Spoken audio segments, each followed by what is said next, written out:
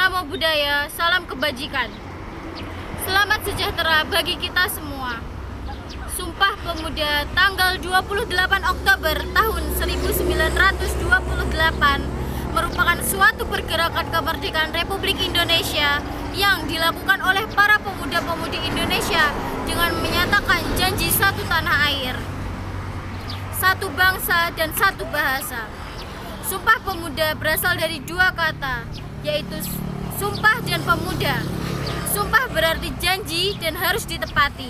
Oleh sebab itu, Sumpah Pemuda berarti janji yang harus ditepati oleh para pemuda. Sejarah Sumpah Pemuda berawal pada 1908 ketika rakyat Indonesia memiliki kesadaran untuk bersatu melawan penjajahan di tanah air. Kawan pemuda sekalian, pengamalan nilai-nilai Sumpah Pemuda yang harus diamalkan dalam kehidupan sehari-hari sendiri, diantaranya ada nilai kegotong royongan, patriotisme, musyawarah, cinta tanah air, kekeluargaan, persatuan, cinta damai, dan tanggung jawab. Kini, tahun 2023, Sumpah Pemuda telah berusia 95 tahun. Tantangan pemuda setiap zaman terus ikut mewarnai perjalanan bangsa dan negara, termasuk berpartisipasi aktif dalam pemilihan umum tahun 2024 mendatang. Pemilu akan menjadi panggungnya para pemuda dalam menentukan pemimpin Indonesia masa depan. Hal ini karena pemuda bertindak sebagai pemilihan mayoritas. Daftar pemilih tetap di Provinsi Papua tercatat sebanyak 727.835 pemilih, di mana hampir 50% pemilih adalah pemuda, 434.000 pemilih. Hal ini jelas bahwa di Papua pemuda baik generasi milenial dan generasi Z memperoleh porsi terbesar dari daftar pemilih tetap DPT untuk pemilu 2024.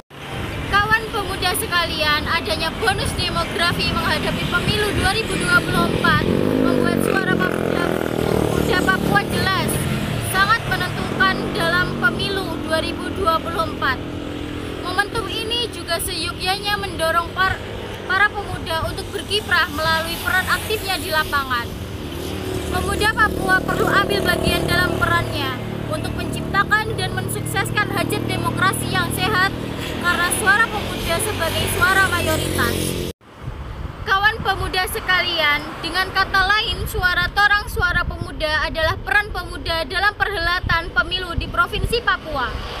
Dapat diaktualisasikan setidaknya ke dalam 3 peran utama, yaitu pertama, sebagai penyelenggaraan pemilu, dengan melibatkan diri sebagai penyelenggara pemilu di berbagai tingkatan, mulai dari tingkatan provinsi hingga tingkatan kampung. Manfaatnya, pemuda Papua ikut secara langsung menyeleksi para pemimpin pemerintah baik eksekutif maupun legislatif di pemilu 2024, serta ikut melahirkan pemerintahan yang demokratis, kuat, dan memperoleh dukungan rakyat Papua dalam rangka mewujudkan tujuan pembangunan Otsus Papua dan pembangunan nasional sesuai Undang-Undang Dasar tahun 1945. Kedua, berperan sebagai tim pemenang yang dapat dimanfaatkan oleh pemuda ialah berperan sebagai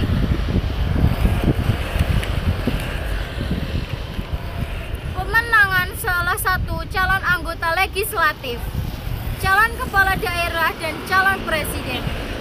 Tujuannya agar mereka memperoleh pengalaman tentang dinamika politik dan kepemiluan, serta ikut melahirkan pemimpin Papua yang bersih, jujur, dan amanah dalam pemilu legislatif dan eksekutif pada pemilu tahun 2024. Sekian, wassalamualaikum.